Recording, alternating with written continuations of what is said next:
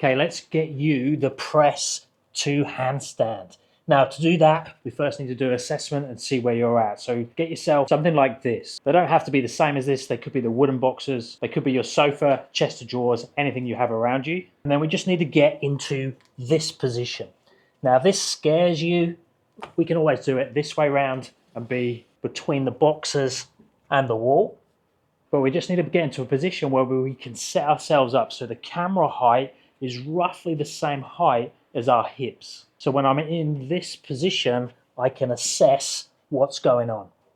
And then we're going to play around with the position. Now, my hands are going to be on the floor close-ish to the step, depending on my confidence in the position. And I'm going to try and get my hip as close to being on top of the hands as I can. So what we don't want to do is position ourselves like this. You can see now I've got weight backwards towards the step too much, and my hip is coming down somewhere here. I need my hip to be on top of my hands. The easiest way to do that is to position the hands closer to the step and then try and walk or move the hip more on top of the hands. Now this might feel scary because the toes might start to get a little bit light in that position, but we want to position ourselves as close as we can to being hands and hips on top. Now, depending on where you are in your handstand press journey, that's going to look very different, but we need this information. We need to be able to visually look from the side, see where we can get our hip relevant to our hands, and then start to feel how light are our toes in that position. We can also play around with the distance these are apart, because ideally our legs are going to be going out sideways,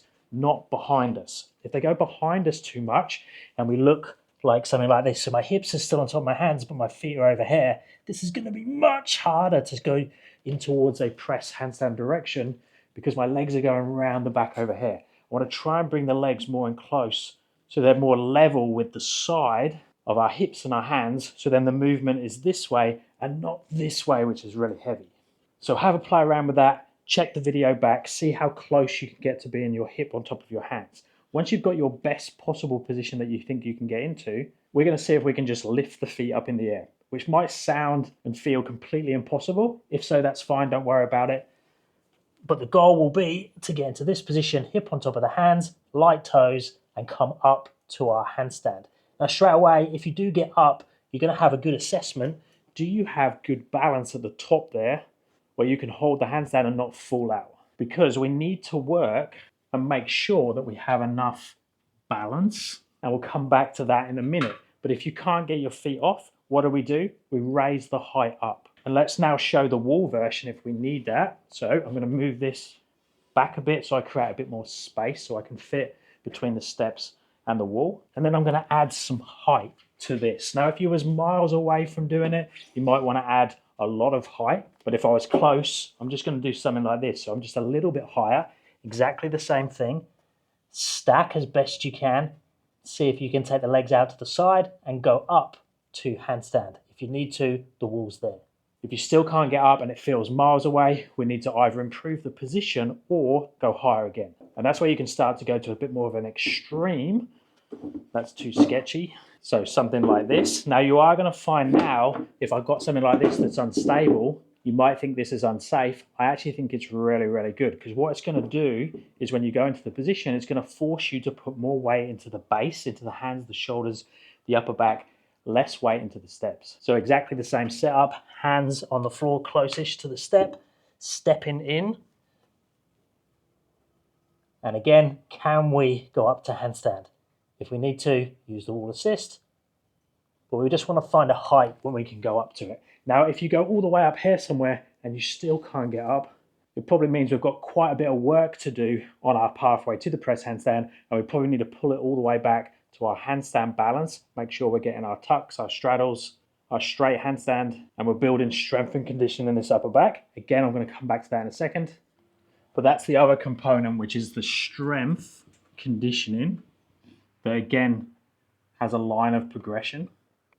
And then the other thing that this is going to identify is if we can come off a block that's really high up here, but when we try and go lower, our position is struggling because we actually physically can't get in to this type of mobility, and our position looks more like this. And that means we need to work on mobility and flexibility. And again, we have that line of progression. Now, if we can come off this height, so this is nice and comfortable for us, we can get into that position, everything's good, we can go up, we can hold, whether it's using the wall or not, then we can start to decrease and go lower than this. So we can change over to something else. Now you're going to have to again play around with that position in terms of where our hands are, where our hips are, and how close these are together. So as we come lower, they're probably going to get closer and closer because our pathway does this. When we go a press handstand, our feet start close together because that gives us a high hip height.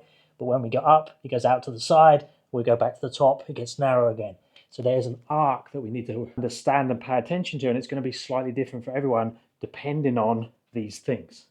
But normally as I come lower, I'm going to have to bring them in, find that position again, find where I can just get up into my handstand, again use the wall or freestanding, come back down. But we're starting to understand what's our mobility like, what's our balance like, what's our strength and conditioning like towards that press handstand. We're going to be here on maybe one of them, we're going to be back here on another one. So this partial range press handstand drill, so partial range, is helping us to identify where we are on this scale, and it's something we can constantly work on and increase or decrease the height of what we need to do a partial range press to handstand. We need to do the same thing with our eccentric. Now with the eccentric press, we don't want to use any of this because we want the eccentric press to be a full range of motion. So start at the top is the handstand. So in a handstand position, ideally freestanding, we're going to pass through our straddle, start to come down round through the low back, through the mid back, keep coming all the way down to our tippy toes, touch the floor like so. Now obviously I can press the handstands so I can do a very clean eccentric. In reality, that's not going to happen. I might struggle to even hold the handstand at the top for any amount of time to allow me to start the eccentric. So that means that my balance is here somewhere. And I need to work on that to have a controlled press handstand that's freestanding. Or balance might be an issue, but it might not be an issue until I get down here somewhere. It might not be my balance that's the main issue. I might be running into a strength or conditioning issue because I can't load the shoulders, or I could be running into a mobility issue because the lower we get, the more mobility that's needed. So we're starting to identify where our gaps are. So I might get down to this position, and if I don't have the mobility, my legs are going to go this way, which means my shoulders need to come this way, which means that if I don't have the strength and conditioning that matches my lack of mobility, because if you can do what I just done there, move the shoulders forwards to compensate for the feet going backwards because of the lack of mobility. So if I had this, so I was super strong in maybe a tuck plunge position, I can still get my press handstand because this is going to make up for this. But if I have two low things, that's going to cause issues in that bottom of that eccentric press to handstand drill. So it's a great way of identifying it, but it's also a great way of conditioning the full pathway. Now, if it is really a strength and conditioning thing that we need to work on, we first need to develop this upper back control, conditioning, and strength up here to be able to hold this type of position. See, my shoulders are forwards, now my feet and hips are back, which allows me to come down because it's causing or creating a very strong base that's slightly forwards to compensate for the legs.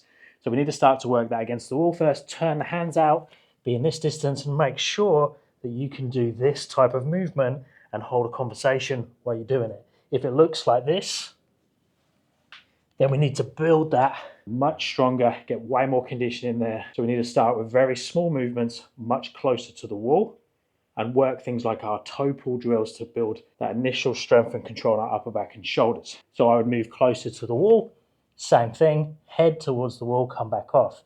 Slowly get that deeper and deeper, move the head out of the way. Then when I can do that, I can put everything against the wall and come back off again. Now, once I get everything against the wall, I can start to play with the straddle, come down as slow and controlled as I can, ideally all the way down to tiptoes touch. Now, at the very end there, the wall pushed me off because I was too close to the wall. So depending on our mobility, we're going to need to move further away from the wall to get all the way down to the floor and complete that eccentric that's super important. So now, hands a little bit further away from the wall, I can go to the wall. Now I've got lots of space to come down and touch. Look, I can even do the concentric as well, because I'm staying strong in that position. But in reality, you might need to bend the knees a little bit. You might need to really focus on this. Getting to that point there where my toes are super light on the floor. And it's going to feel like that where you can hardly talk because everything's trying to do this. And you're trying to fight this position and stop yourself from falling off the wall. But that's all part of the process that needs to happen to condition the full range of motion to make sure we don't have any gaps in our press handstand training. But if we can do a variation of both the eccentric press handstand and the partial range press handstand that is good enough to fill all of our gaps, then it could be that we only need those 2 exercises, slowly make this one deeper and deeper, and slowly make this one more controlled and more freestanding to eventually get us our press handstand. In reality, we're going to find that our balance or our mobility is too weak, and then we need to do extra balance work. So getting very good at tuck and straddle and straight freestanding handstands and transitioning between them. Or we might be missing mobility, so we need to increase that. So we need to increase our straddle, good morning, standing and seated, and our forward fold. And that's just going to help us to get our hip on top of our hands in that position. And then if we're lacking in our strength and conditioning, we need to increase our planche type strength, which can include more like bent arm movements like pike push-ups and stuff like that. So everyone's pathway is quite different to get that press handstand, but these 2 key movements are really going to help you identify what you need to work on to unlock your press handstand. Now, if you need more help, I have programs on my app. I offer online coaching. All the details are down in the description. I'll speak to you in the next one. Let me know if you have any questions down below.